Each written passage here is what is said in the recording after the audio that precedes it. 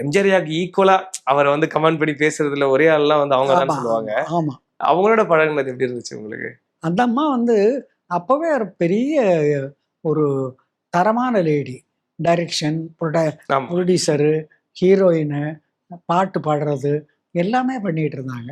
அதனால அந்த அம்மாவுக்கு நாங்கெல்லாம் ரொம்ப மரியாதை குடுப்போம்.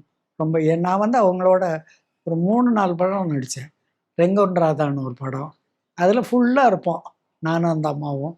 அப்புறம் 10 மாத பந்தமா என்னமோ ஒரு படம். அந்த அம்மாவுக்கு நாங்க தனி மரியாதை குடுப்போம். இப்ப இவங்களோட நடிக்கும்போதே அந்த ஒரு பக்கம் சந்திரபாபு சாரோட நெறைய படங்கள் பண்ணியிருக்கீங்க நீங்க. பண்ணியிருக்கேன். நாகேஷ் ஐயாவோட ஆ. பண்ணியிருக்கீங்க. ரத்த அவங்க கண்ணீரே சந்திரபாபு சந்திரபாபு சார் வராரு. சந்திரபாபு இருப்பாரு. அவங்களோட நடிச்சதெல்லாம் எப்படி அனுபவம் ஞாபகம் இருக்கா? இல்ல சந்திரபாபு சாரெல்லாம் அ நம்ம ஒண்ணும் சொல்ல முடியாது. அவருடைய ஸ்டைலே வேற, அவருடைய இதே வேற. நமக்கு அதுக்கும் சம்மந்தமே இருக்காது. அதனால அத பத்தியெல்லாம் நாம பெருசா எடுத்துக்கவே கூடாது. அது ஒண்ணும் பிரச்சனை இல்ல.